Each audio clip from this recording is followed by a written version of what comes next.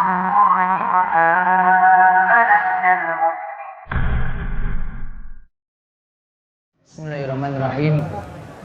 Alhamdulillah wassalatu wassalamu ala Rasulillah wa ala alihi wa sahbihi wasallam.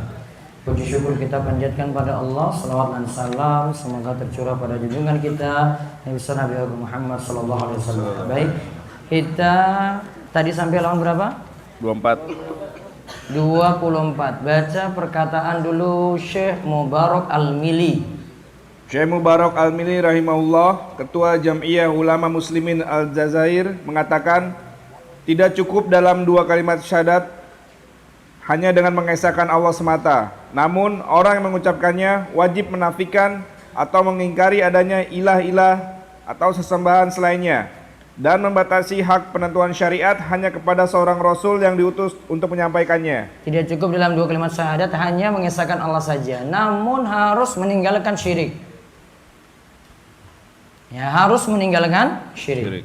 Baik, saya jelaskan sekarang tambahan tadi kita pelajari tanaman kurma. Surat Ibrahim 24-27.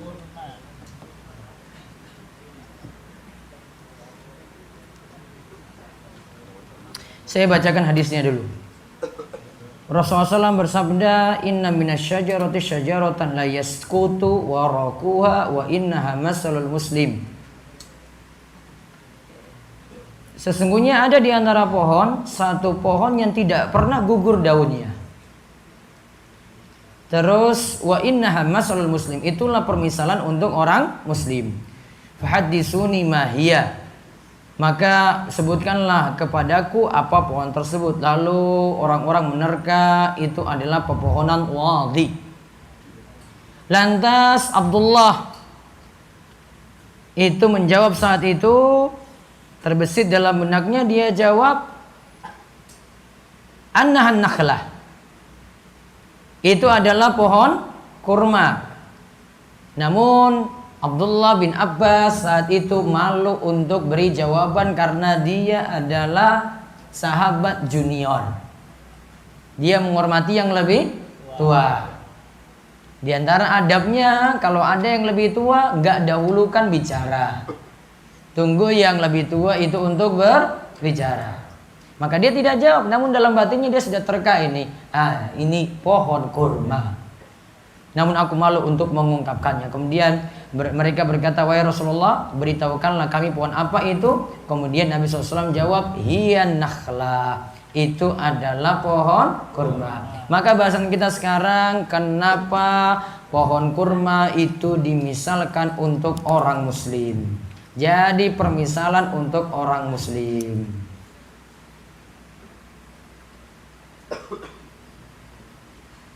Jadi tadi dalam surat Ibrahim ayat 24 tadi yang dimaksudkan adalah pohon kurma. Sekarang kita lihat sebab-sebabnya. Pertama, pohon kurma mesti memiliki akar, pangkal batang, cabang, daun, dan buah.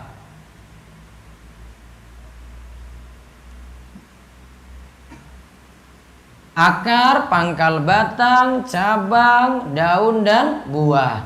Sedangkan orang beriman harus menjalankan rukun iman. Itu jadi pokok. Kemudian juga harus menjalankan amalan soleh. Itu jadi cabang.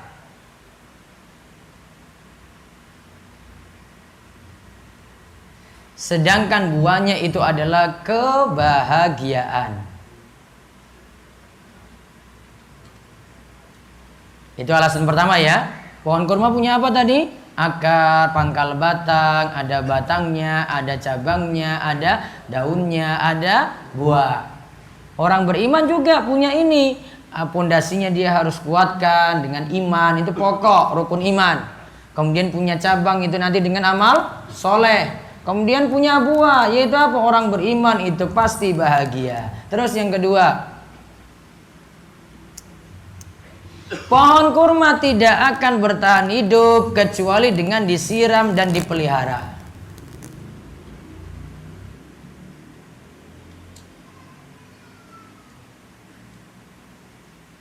Jika tidak disiram akan kering, lalu jika ditebang akan mati. Jika tidak disiram akan kering, dan jika jika ditebang akan mati.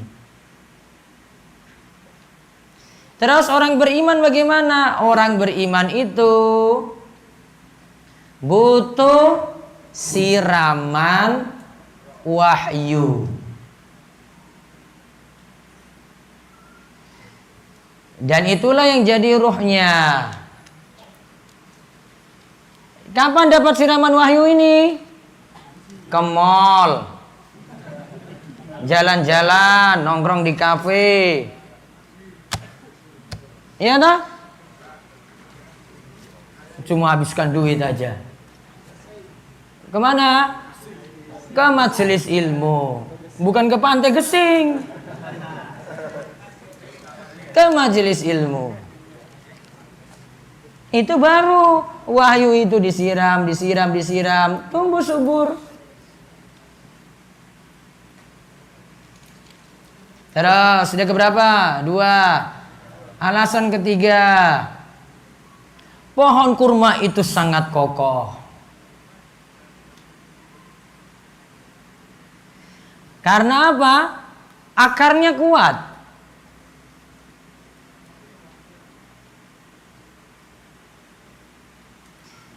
Maka orang beriman yang akidahnya kuat,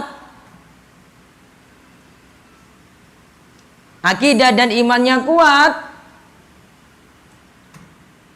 maka ia akan semakin apa? Kokoh.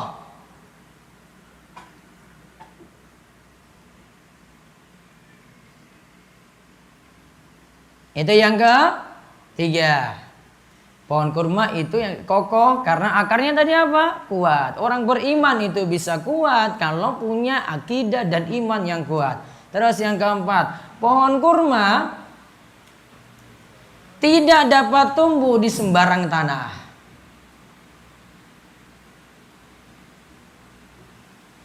Hanya bisa tumbuh di tanah yang subur saja.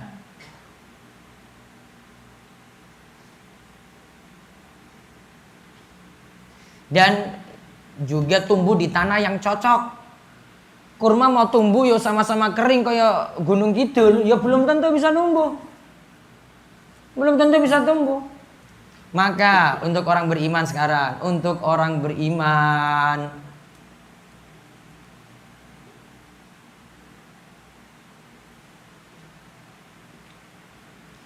iman itu bisa kokoh pada orang yang telah Allah beri hidayah dan yang mau berusaha dapat hidayah. Ibaratnya itu seperti yang Nabi Shallallahu Alaihi Wasallam itu misalkan untuk hujan dan air, hujan atau air hujan dan tanah. Tanah itu ada 3 macam. Ada tanah yang bisa nampung air hujan dan orang lain itu bisa manfaatkan, dan dia juga bisa manfaatkan untuk tanah itu sendiri. Tanahnya subur berarti orang lain juga bisa manfaatkan. Ada tanah jenis kedua cuma bisa nampung saja, tidak bisa numbuhkan, namun orang lain bisa ngambil manfaat. Yang ketiga ada tanah yang tidak bisa tumbuh apapun, gak bisa nampung air, dan juga orang lain gak bisa manfaatkan. Di sini dimisalkan tadi, kalau orang beriman juga seperti itu. Ya, sama seperti tanah dan air hujan tadi. Harus tumbuh berarti di tempat yang pas. Ya, harus tumbuh di tempat yang pas. Masuk di hati yang bisa nerima, tanahnya itu subur, kemudian bisa dimanfaatkan oleh orang lain. Namun kalau tidak di tempat yang pas ya nggak bisa. Harus di tempat yang pas. Terus keberapa sekarang? Kelima. Pohon kurma tidak dapat bercampur dengan tumbuhan pengganggu dan tumbuhan asing.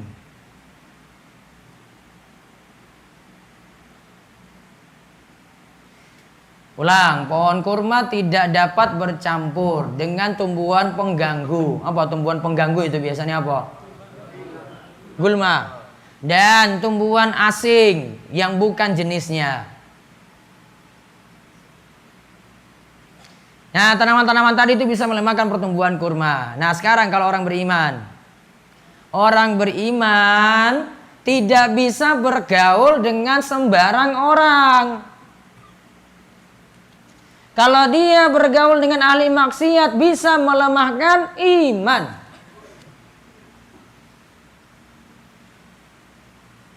Sama-sama senang kopi, namun kumpul dengan perokok. Orang yang merokok itu sangat gotong royong, bantu yang susah. Yang dia itu tidak bawa rokok, dibantu temannya. Sudah, ini rokok untuk kamu. Nggak bawa korek, dikasih juga korek sekalian. Betul nggak? Dermawan sekali itu para perokok. Iya kan? Iya. Nggak bawa rokok, dikasih rokok sama temannya. Nggak bawa korek juga, sudah sekalian Pak ini korek juga. Coba kalau jenengan sudah tinggalkan rokok. Rokok haram apa mboten gini? Haram. Awas esok di gua ngerokoknya ya. Mbok jenggotan iki ora merokok lah kuwi lho. Ini nih kotor nanti dengan abu-abu apa? Vulkanik. Orang merokok. Sampun, pun tobat. Kok tak jongake elek lho kuwi.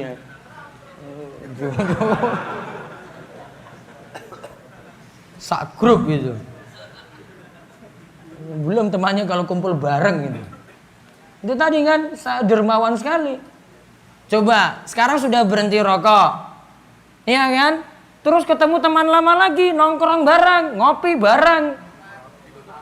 Cobalah, coba sekali ini saja. Ya, aduh saya nggak enak gitu. Ya sudah, dia coba satu rokok tadi kan, terpengaruh nggak? Terpengaruh. Itu baru rokok.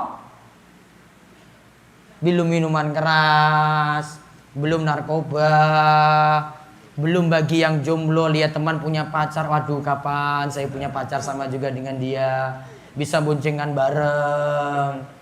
Ya saya kayak begini, Jones terus ya.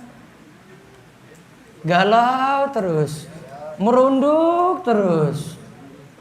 Iya toh Mas?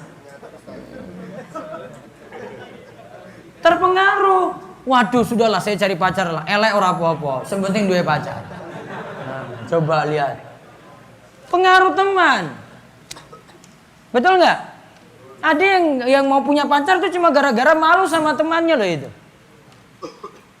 Makanya berarti biar kuat dengan kejombloannya gimana? Temanlah dengan yang sama-sama jomblo.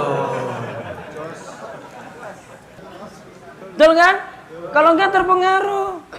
Kalau bisa cari yang Jonathan, jomblo tanpa mantan. Nah, langsung nikah, masya Allah.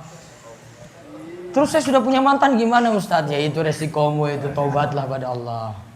Kontaknya itu dihapus, Facebooknya dihapus, diblokir malahan. Orang dihapus aja, blokir. Waduh kasihan Ustadz, putus silaturahmi dong. Macem-macem. Kumpul lagi, kenal lagi kamu. Dia ini apa ini? Kalau di IG itu apa? Kalau lewat inbox apa? Oh DM lagi, gimana kabarnya? Masih jomblo juga. Waduh panas lagi. Aduh, kok dia tanya? Saya nggak enak. Coba balik lagi nggak? Karena pergaulan nggak dijaga. Pohon kurma tadi gimana pohon kurma? Nah, dia tidak boleh ada tanaman-tanaman pengganggu. Sifatnya dengan orang beriman tuh kayak gitu. Terus yang kelima, sekarang keenam. Ya toh? Keenam, pohon kurma itu memiliki barokah dalam semua bagiannya. Yaitu semua bagian bisa dimanfaatkan.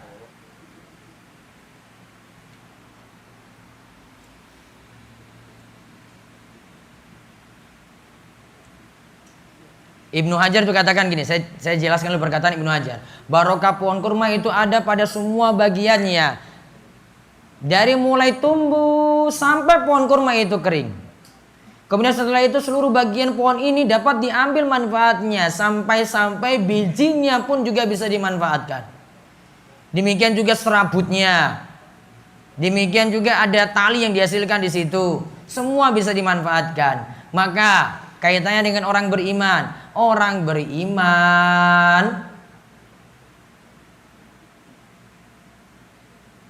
harus bisa memberi manfaat untuk diri sendiri dan orang lain.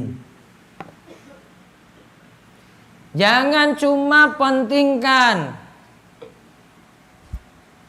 diri sendiri saja, namun manfaat juga untuk orang lain.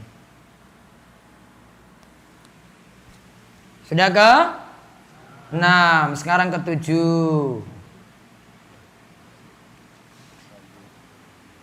Pohon kurma tadi disebut la yaskutu waraquha. Daunnya tidak gugur.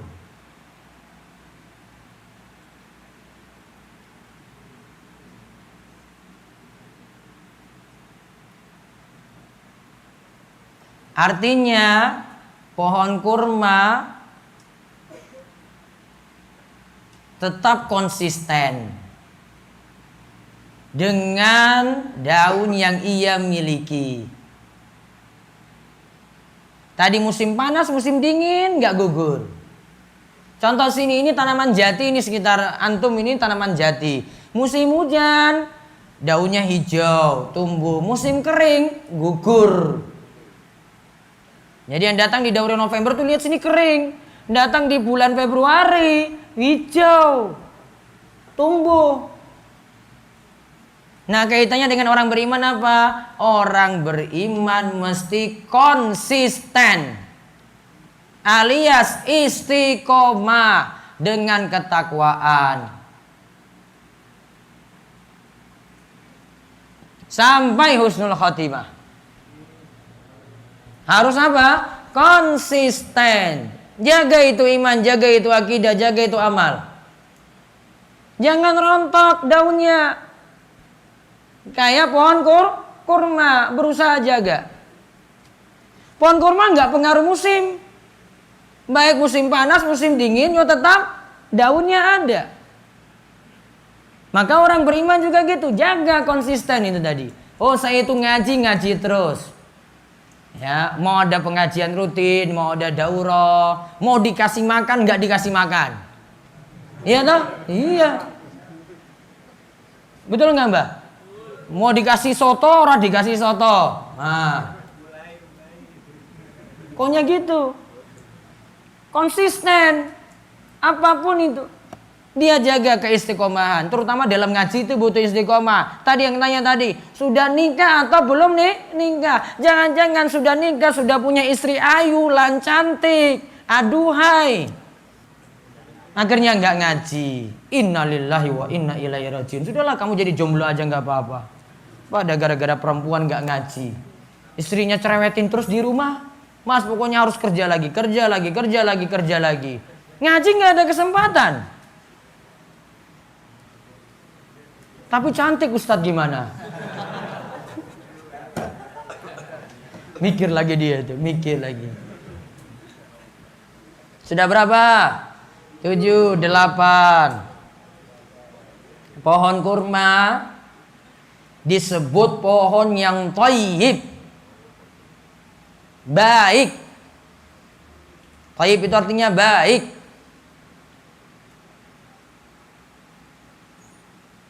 Artinya itu baiknya itu enak dipandang, bentuknya juga bagus.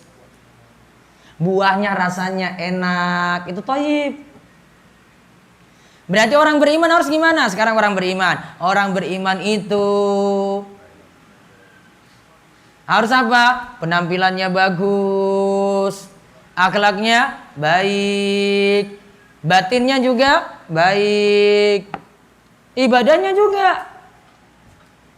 Jangan cuma penting kan ngaji, yang penting saya ngaji, punya tauhid, akidah, yang ya ahlu sunnah.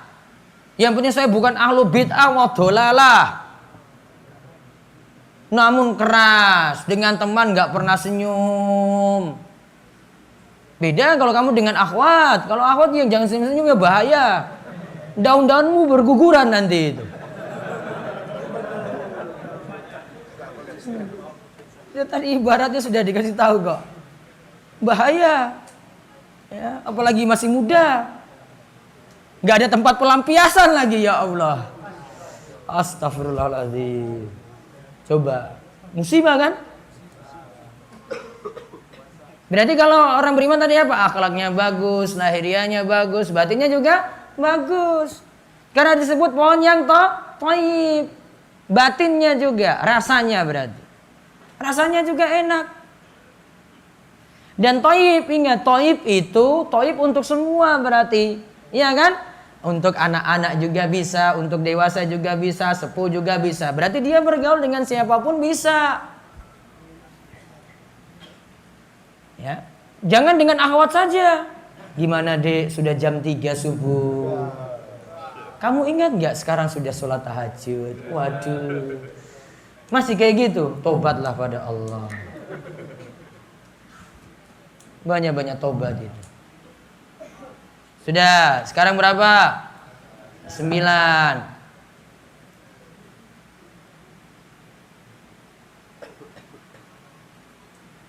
Pohon kurma dimisalkan Rasul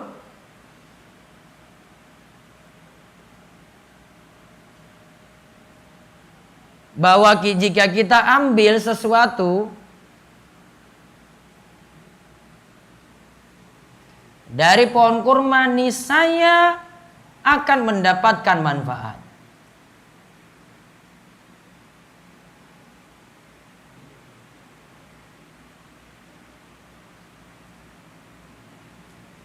Di sini sebutkan hadis, saya sebutkan hadisnya dulu. Inna masalal mu'min kama salin nakhla ma'akhasta min syai'in nafa'aka. Mukmin itu dimisalkan dengan pohon kurma. Apa saja sebagian yang kamu ambil, maka pasti engkau dapat manfaat. Maka orang beriman sifatnya gimana kalau gitu? Orang beriman tunjukkanlah manfaat pada dirinya untuk orang lain, walaupun sedikit. Artinya ada peran kita untuk agama ini. Ada yang dikorbankan.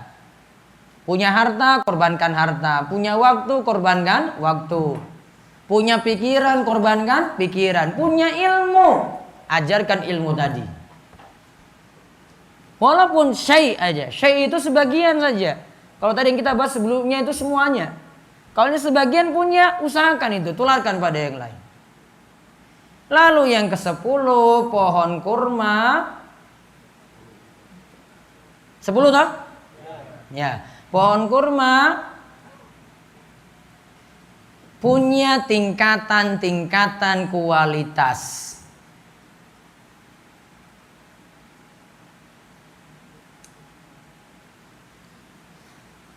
Terutama pada buah, ada pada rasa dan bentuk. Berarti pada orang beriman gimana? Orang beriman kualitas imannya juga berbeda-beda. Kalau kurma tadi ada kurma biasa, kurma naghal, ada kurma sukari, ada kurma ajwa, macam-macam kualitasnya. Ada yang enak rasanya, lembut itu rasanya. Nah, orang beriman gimana? Tingkatan imannya juga berbeda-beda. Ada yang imannya biasa, ada imannya sedang, ada imannya tinggi. Imannya makin tinggi dengan adanya ilmu. Nggak ngaji, nggak bisa. Iman itu jadi meningkat. Harus dengan ngaji, thalabul ilmi, menuntut ilmu. Terus sekarang yang ke-11. Kita bahas semua aja, nanggung. Pohon kurma adalah pohon yang paling kuat menghadapi angin dan terpaan.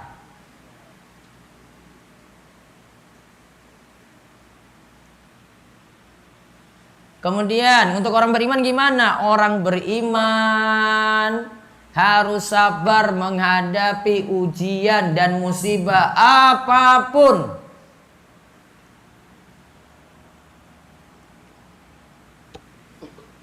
Harus apa? Sabar. Sabar itu meliputi 3. Sabar dalam ketaatan, sabar dalam menghadapi maksiat, sabar dalam menghadapi musibah.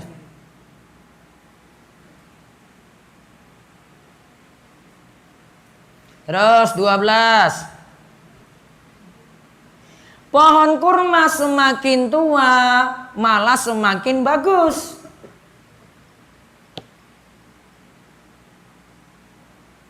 Berarti orang beriman harusnya semakin bertambah umur semakin bagus.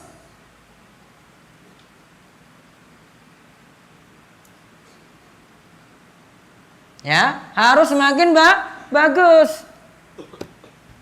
Jangan malah tambah tua, nggak ingat umur.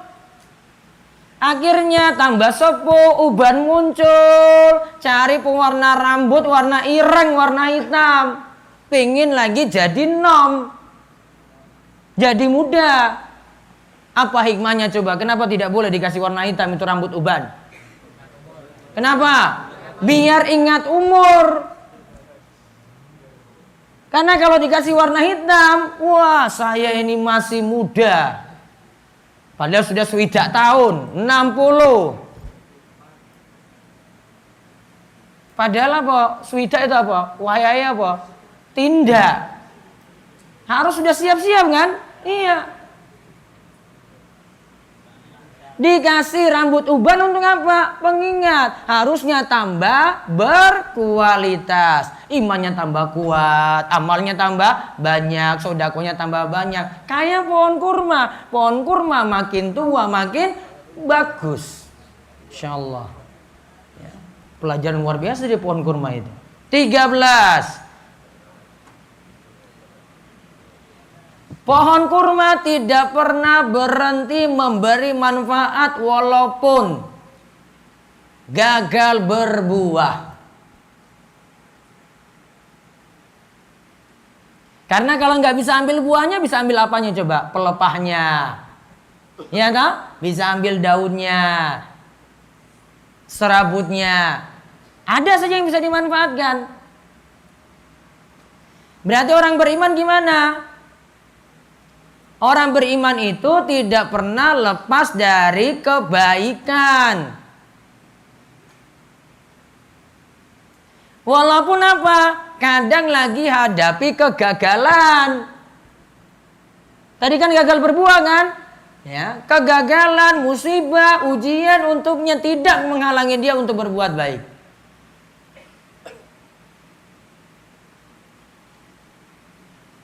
Terus yang keberapa lagi? 14. Pohon kurma. Buahnya itu mudah dipetik karena tanamannya pendek. Beda dengan kelapa ya. Kelapa kan tinggi terus toh. Iya kan? Kalau kurma itu pendek aja biasa. Berarti mudah itu buahnya dipetik. Nah, kemudian kalau orang beriman gimana? Harusnya mudahkan orang lain untuk ngambil kebaikan dari kita. Jangan persulit. Kalau ada yang pinjam uang ke kita tahu dia itu orang susah, beri kemudahan, tenggang waktu.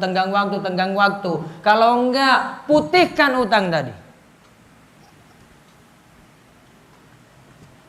Terus yang keberapa lagi? 15.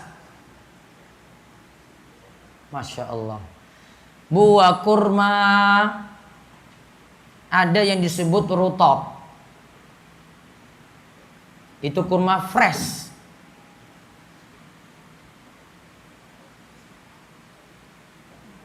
Ulang. Ini suruh pelan-pelan ini. Biasa untuk WA. Ibu-ibu ketinggalan. Yo, bentar. Tadi kecepatan tadi? Hah? Biasa-biasa aja kan? Paling ngantuk itu ibu-ibu itu. Ulang, Ki. Oh, paling ya wes pakai ini aja. Anggap aja orang-orang sepuh ini semua ini. Diulang dari nomor 13. Ya Allah. Coba 13. Pohon kurma tidak pernah berhenti memberi manfaat walaupun gagal berbuah. Terus kalau orang beriman,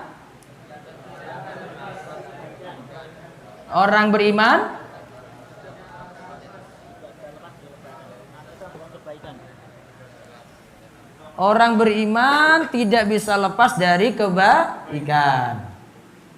Sudah 14. Pohon kurma buahnya mudah dipetik karena pendek. Karena pohonnya pendek. Orang beriman mudahkanlah orang lain untuk mendapatkan kebaikan. Contoh tadi dalam masalah apa? Utang. Jangan beri bunga. Hadapi orang yang susah, sabar. Oh, kamu telat, nggak bisa Pak, pokoknya ada tambahan. Nah itu dari sistem orang yang nggak sabar kayak gitu. Resiko, siapa suruh kasih utang? Iya kan? Kalau nggak usah kasih pinjam, selesai. Karena utang nggak boleh cari untung, nolong namanya. Sekarang berapa? 15. Dengar ibu-ibu bawah. Buah kurma apa tadi? Ada yang disebut rutab. Kurma basah atau masih fresh.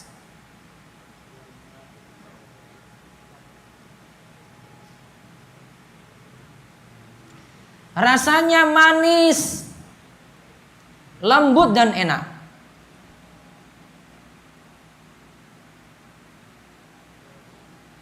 Juga ada kurma kering. Namanya tamer. Beda ya. Rutab tadi apa? Kurma basah. Tamer, kurma kering. Itu juga bisa dijadikan makanan. Bahkan ada yang bisa dijadikan obat.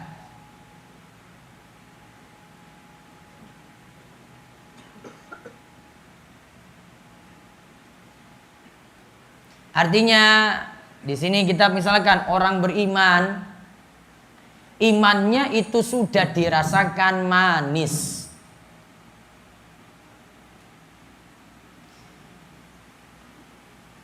Dan selalu bawa manfaat. Dan selalu iman ini bawa manfaat. Iman tadi dirasakan apa? Manis. Orang yang punya iman tuh tenang, nikmat gitu. Walaupun lagi punya masalah. Namun kalau punya iman, rasa manis ini menghiburnya tadi. Terhibur terus. Walaupun lagi susah. Terus yang ke-16. 16 nah? Nah. Ini sampai berapa ini? 16 saja.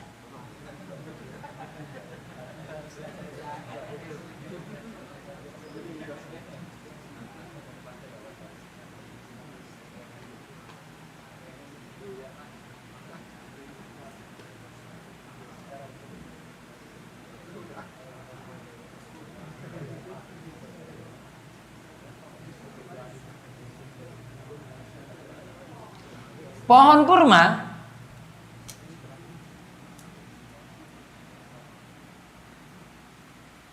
juga memiliki duri.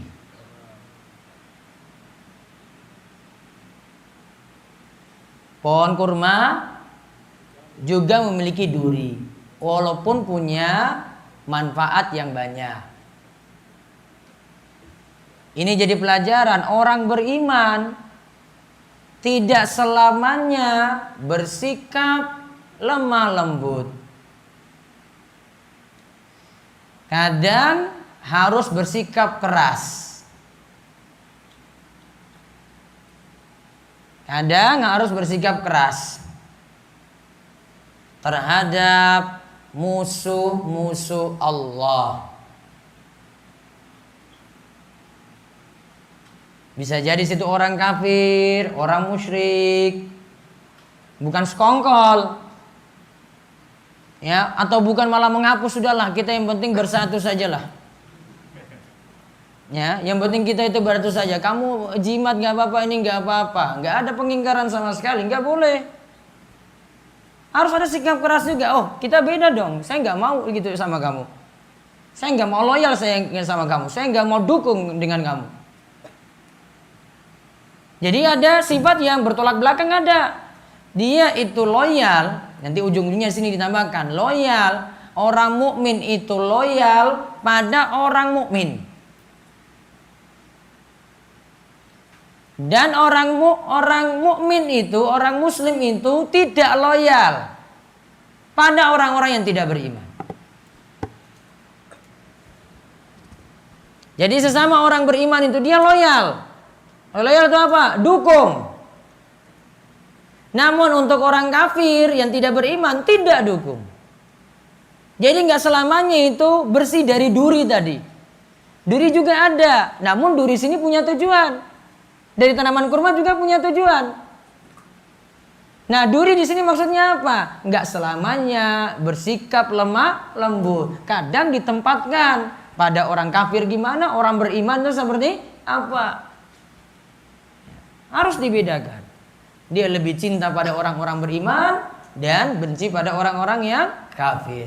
Wallahu a'lam. Sampai di situ permisalan untuk orang-orang beriman yang dimisalkan dengan tanaman kurma. Demikian, itu saja. Mudah-mudahan manfaat dan mudah-mudahan kita terus diberikan ya istiqomah sampai daurah ini rampung selesai. Kita tutup dengan doa kafaratul majelis. Subhanakallahumma bihamdika asyhadu an la ilaha illa anta astaghfiruka wa atubu ilaik. Assalamualaikum warahmatullahi wabarakatuh.